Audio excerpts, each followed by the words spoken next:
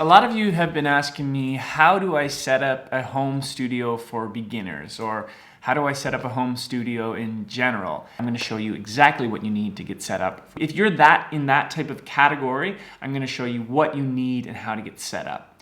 And then the other category is if you are a producer. Do you want to have people come into your home to start recording them, either playing guitar or piano, or you're a producer that just wants to make beats? If you're in that category, I'm going to show you as well what you need to get your home studio set up. What is a home studio anyways? Just to touch on that, there's been a bit of a stigma to home studios in the past because before you really needed really great sounding rooms, you needed studio equipment to have a quality recording. Nowadays, you don't need a lot of that stuff. You can have a really, really solid sound recording in your home, whether it's in your living room or your kitchen or even your bathroom. I have a home studio set up here for the purpose of recording quality demo tracks that I can later on use in a different studio with more a professional producer and different types of tools and equipment that I don't have in this studio. I'm gonna go through the 5 things that you need to set up a home studio for producers and the singer-songwriters. And I'm going to mention the bare bones equipment you need that's going to be the best punch for your buck. Can you even say that? And then I'm going to explain some better equipment you can get if you want to spend a bit more money and get a better quality sound recording in your home studio. First thing you need, which you probably already have, is a computer. You need a computer to record sounds. The sounds go into your computer and are organized there and then come out of your speakers. So you need a computer. What type of computer you need? If your computer was made 5 years ago, it should be okay. The processing speed of computers nowadays are really high. If it has like less than 4 gigabytes of RAM, you might notice some crashing happening on your computer. But most computers made have more than 4 gigabytes of RAM if you get them off the shelf, whether it's like an Acer computer or like a Logitech, a MacBook, Windows PC, it's going to be okay. So I wouldn't stress about getting a different computer. I'm sure the computer you already have is okay unless you're using like an Apple II from the 1980s. The second thing you need is a digital audio workstation. I know that's kind of like a crazy acronym that didn't really make sense to me when I first heard it. It's called a DAW for short. So what a digital audio workstation is, it's just software on your computer that can take in the recordings. If you think about it,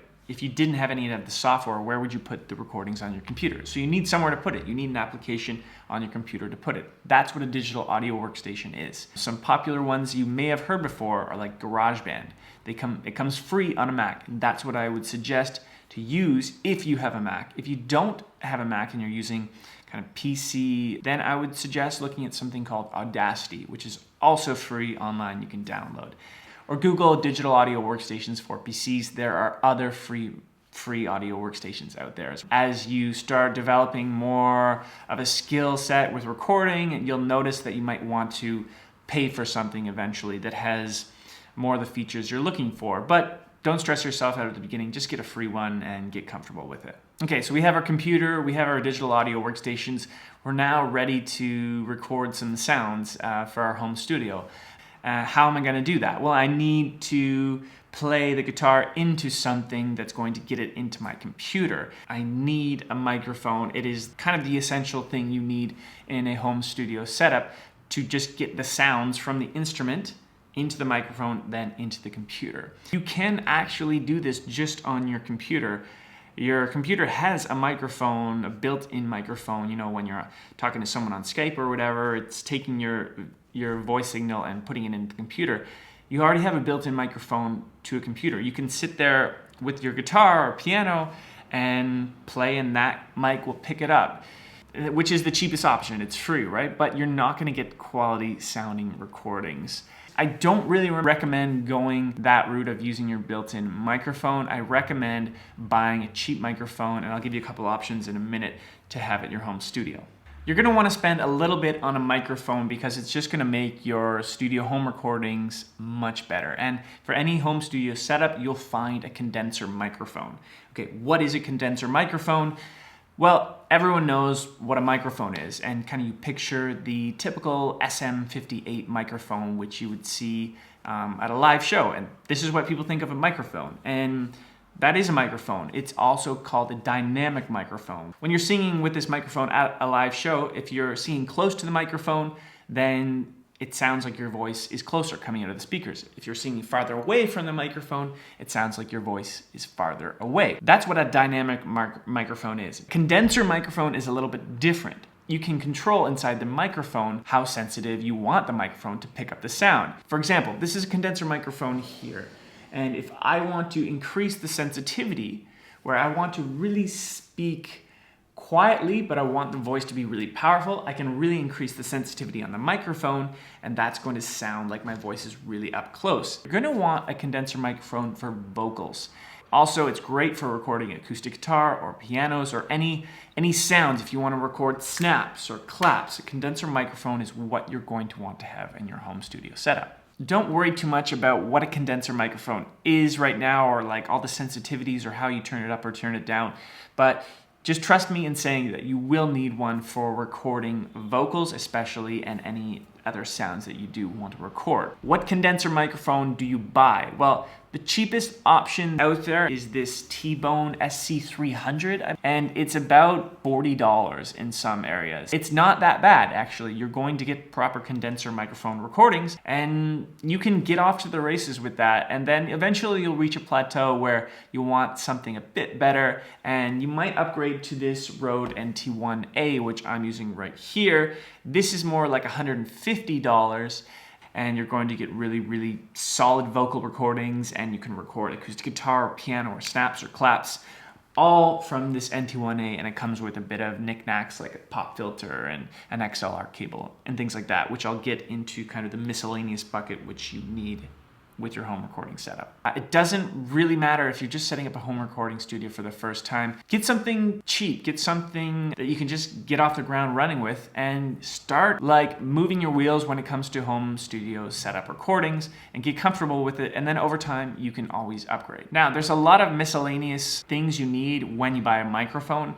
A couple of them are you need an XLR cable, which is just the acronym for the cable that connects to the microphone and then all the way into your computer. This little thing here on top, it's called a pop filter, and that stops a lot of the really harsh pops that are coming from your vocals, especially in P's and S's. Quite cheap, and with the NT1A purchase, you get that for free. And then obviously you need a mic stand to hold up the mic. We have our computer, we have our digital audio workstation. Now you went out and you bought a microphone. We want to start recording a vocal into our digital audio workstation. You'll notice that you plug in your XLR cable to your microphone, and out from the other end comes this thing here. This thing doesn't plug into your computer. I use a MacBook, and there's no place for me to put this. So you need some type of middleman, and that is called an audio interface. It takes the sound from your microphone and it converts it into a digital signal that can be fed into your computer. So without audio interface, you cannot do this. The only other workaround is if you get a microphone. You'll notice if you go condenser microphone shopping that you can get microphones that have plug-in like this, and then on the other end it's a USB, and so you can plug that directly into your computer and you can skip the audio interface. Now, the first one I would recommend buying is the Focusrite Scarlett Solo, and it's your kind of benchmark audio interface that has an input for your microphone, and it also has an input for a TRS cable, which is like the guitar patch cord. It's only about like 80 bucks, maybe 100 bucks in some places. Check the classifieds first. You can likely get one used, and it's no problem buying them used. They're very durable and they last a long time.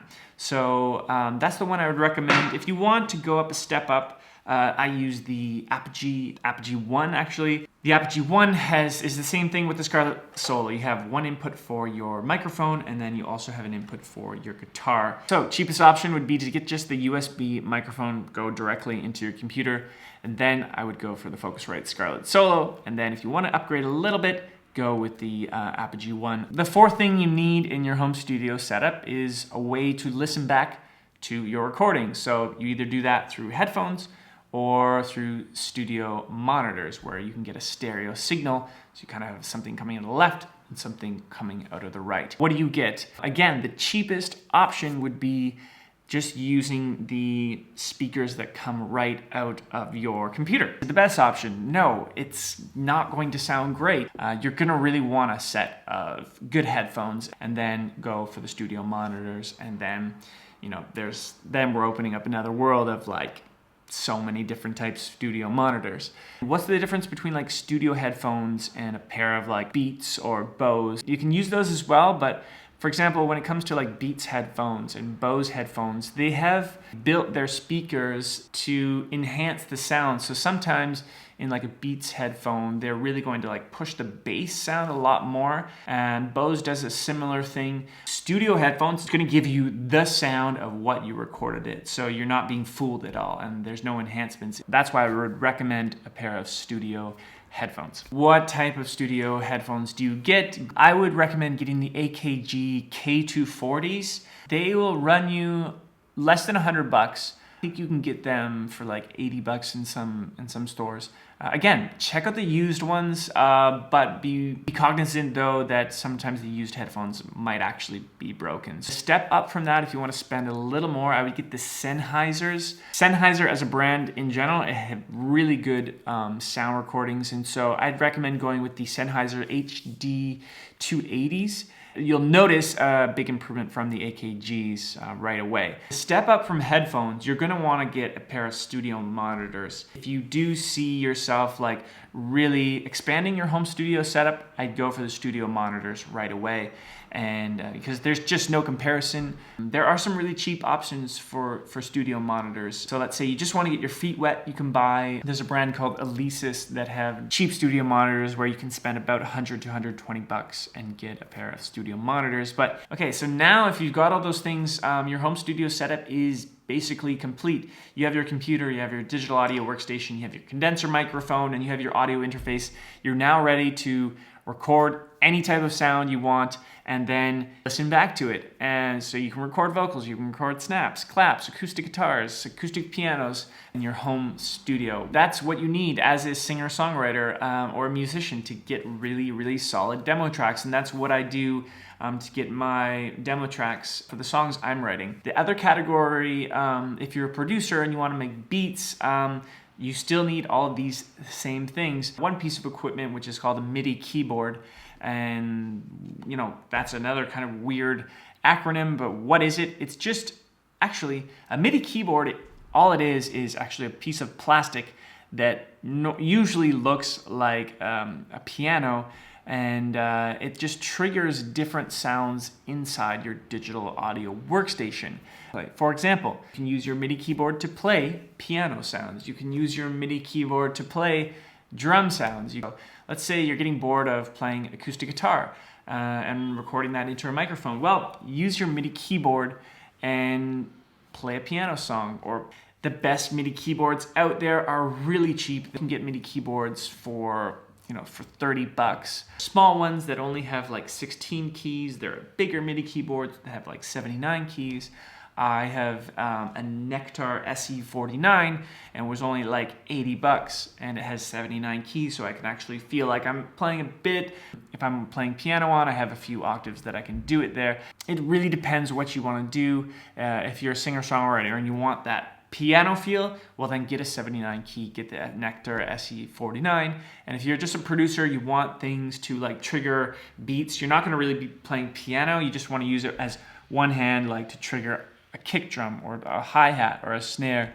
You can get the Arturia Mini Lab, which is just I think 16 keys, or you can get the Akai MPK16 or MPK8.